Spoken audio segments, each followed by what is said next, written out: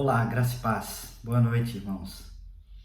Sabe, se você observar dois irmãos, um irmão, uma irmã, bem novinho, bem pequenininho, e quando um bater no outro, um brigar com o outro, gritar, puxar o cabelo, morder,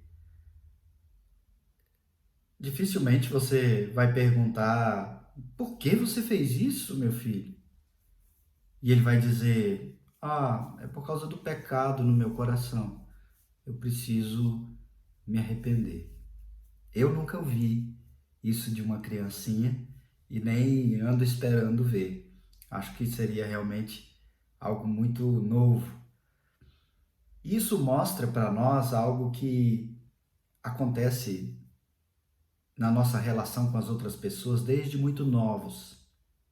Se você perguntar para um adolescente por que ele tirou notas baixas, ele também não dirá que ele falhou em alguns pontos e que ele precisa de mudança. A culpa é do professor, a culpa é do sistema, a culpa é da escola, a culpa é da quarentena, das aulas de forma virtual e etc. Quando um pai perde a paciência por completo, ele não dirá que é seu coração, ele dirá que são os filhos que são muito mal criados por ele, mas mal criados, a esposa que é muito errada, as circunstâncias, o trabalho. Um solteiro fica extremamente irado, indignado, revoltoso porque está solteiro. Um casado fica revoltoso e briguento porque está casado. Um velho justifica a sua ignorância, as suas brigas, a sua desobediência porque ele é velho e a vida é cheia de dor, de peso. E o novo vai justificar porque é novo e é cheio de energia, não consegue se controlar. O fato, irmãos, é que quando fazemos algo errado, comumente, normalmente nós apontamos para algo fora de nós, como sendo a culpa de algo fora de nós, de algo que nós fizemos. Mas a culpa não está dentro de nós, está fora, está naquilo que nos rodeia. Nós estamos sempre dizendo: minha esposa é insuportável, meu chefe é um carrasco, meus filhos não me ajudam, eles fazem sair de mim o que há de pior. O trânsito é terrível. A quarentena com você me deixa louco. Pessoas que nós amamos e que são cheias de culpa. Mas nós aos nossos próprios olhos, e por mais que você negue isso nesse momento, você é, para você mesmo, é alguém que luta pelo bem, alguém que luta pela justiça, alguém de fato do bem. É fácil, é prático, é confortável não se sentir culpado. Eu não sei se você já passou por isso, mas eu acredito que sim, e eu, por várias e várias vezes, já passei por uma situação em que eu extrapolei a medida, gritei, briguei, perdi a paciência, e às vezes, saindo daquele momento, eu falava, e às vezes até em voz alta, sozinho, tentando provar para mim mesmo que eu tinha todos os motivos para fazer o que eu fiz, que a pessoa me fez fazer aquilo. E eu discutindo, tentando provar para mim mesmo que eu sou bom, que eu só fiz aquilo porque eu fui provocado ao meu limite, eu só fiz aquilo em busca de justiça, eu só fiz aquilo em busca de estabelecer a verdade. Nós sentimos-nos bem em pensar que o nosso maior problema está do lado de fora e não do lado de dentro. Isso nos faz nos sentirmos bem. Mas eu quero ler um texto bíblico que traz luz a isso e nos permite entender um pouco mais sobre essas circunstâncias que tiram o pior de nós. Onde que está esse mal? O texto está lá em Tiago capítulo 4, e ele diz assim, Tiago 4, verso 1. De onde procedem guerras e contendas que há entre vós? De onde? Senão dos prazeres que militam na vossa carne. Quero ler o verso 6 agora. Antes, ele dá maior graça pelo que diz: Deus resiste aos soberbos, mas dá graça aos humildes. Verso 8. Chegai-vos a Deus, e ele se chegará a vós outros. Purificai as mãos, pecadores. E vós que sois de ânimo dobre, limpai o coração. Verso 10. Humilhai-vos na presença do Senhor, e ele vos exaltará.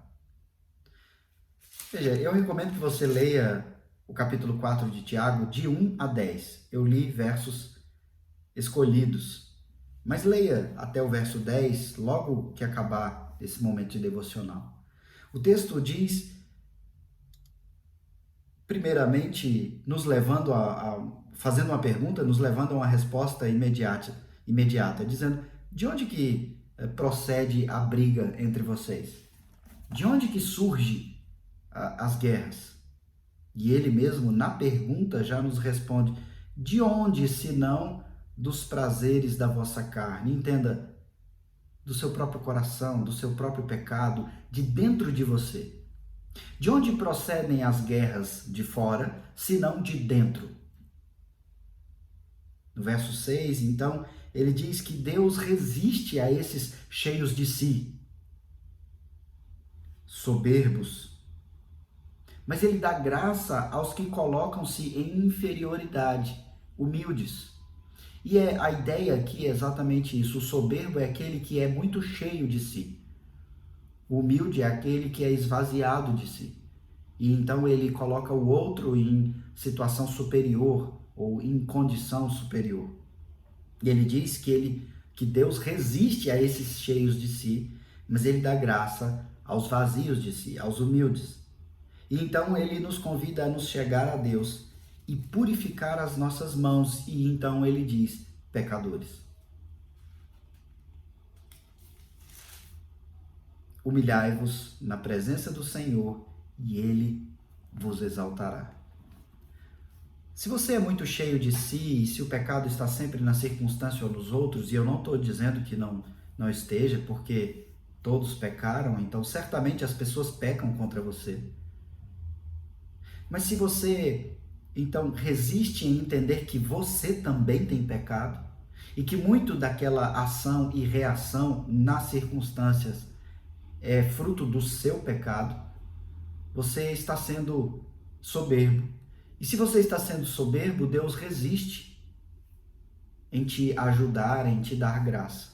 Mas se você assume o seu pecado, ou seja, se você faz o que você deve fazer, Deus então te dá graça. O texto no verso 10 diz, humilhe-se na presença do Senhor e ele é que te exaltará. O grande problema é que nós queremos nos exaltar de acordo com os problemas. O irmãozinho que eu comecei falando, ele quer se exaltar. Então ele agride a irmãzinha, ele grita, ele briga, ele morde, porque não é justo o que ela está fazendo com ele. E eu sempre dou exemplos de criancinhas porque retratam aquilo que está dentro de nós, só que agora nós, amadurecidos ou envelhecidos, nós aprendemos a disfarçar. O jovem, o adolescente, o mais velho, o marido, a esposa, os filhos, sempre transferem para o outro porque nós somos soberbos. Nós queremos produzir a nossa justiça. Nós queremos nos enaltecer. Nós queremos glorificar a nós mesmos.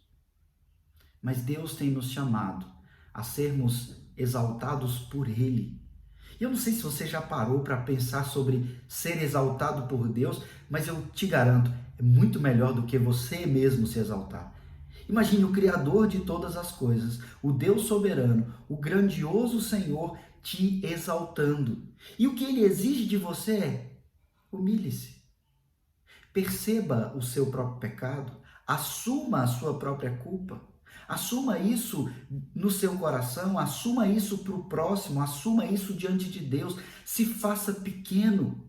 Veja, nós travamos as maiores lutas da nossa vida em busca de nos exaltarmos. Quando Deus diz, se humilhe, eu te exalto, eu te coloco sobre, eu te coloco maior, eu estabeleço a justiça, eu cuido de você. Eu sei que isso é difícil de se realizar, porque eu também sinto isso, mas veja, é gracioso perceber que o Senhor nos fará grande, Ele há de nos proteger, Ele há de nos exaltar, e não há exaltação melhor do que ser exaltado pelo Senhor Todo-Poderoso, o Criador, mantenedor de todas as coisas. Você certamente se alegra quando você é exaltado por uma grande autoridade, um líder importante, alguém famoso. Nós, no Brasil, temos uma característica muito peculiar de querermos tirar foto com as pessoas famosas, pedir autógrafos só porque elas são famosas. Porque aquilo nos dá algum sentido de exaltação, algum sentido de importância, mas o Criador, o soberano, ele diz: se faça menor e eu faço algo muito superior do que apenas uma selfie com alguém que não te conhece. Eu te faço grande em mim. É belíssimo demais imaginar isso. O pecado, irmãos, é algo de dentro. O pecado não está na outra pessoa. O pecado não está nas circunstâncias. Ele está, mas não na dimensão que você pode e deve tratar. O pecado da outra pessoa precisa ser orientado pela verdade, mas tratado entre ela e Deus. Você pode ser um instrumento desse tratamento, mas nunca o estabelecedor dessa justiça, dessa verdade. Deus chama as pessoas a individualmente sondarem os seus próprios corações. Você, no máximo, pode ser um instrumento dessa sondagem. É isso que os conselheiros fazem, os conselheiros bíblicos, os pastores. É instrumento a levar a pessoa a um autoexame, mas nos seus relacionamentos, você, no máximo, pode ser esse instrumento. Agora, Deus te dá todo o mecanismo para você tratar a você mesmo, ao seu coração, e não a tratar o coração dos outros. E nós estamos o tempo todo tratando dos outros, culpando os outros, atacando os outros, mas dificilmente tratando de nós mesmos, quando Deus nos chama a olharmos para dentro de nós e não para dentro do outro ou para fora de vós. Quando as pessoas fizerem mal contra você, reaja àquilo de forma consciente, crente, para restabelecer o bem e não a vingança. A justiça que funciona é a justiça divina, não a sua justiça. Nessa forma, a nossa forma de estabelecer a justiça, ela está cheia de pecado. Você, entenda, você é o seu maior problema, não é o outro. Reflita profundamente, eu te peço, sobre isso que eu acabei de dizer. O seu maior problema é você. Não é o seu chefe, não é a sua esposa, não é o seu filho. O seu maior problema é você. E Cristo é a solução do seu maior problema. E quando eu digo isso, eu não estou negando que a nossa vida nos coloca muitas vezes em circunstâncias difíceis.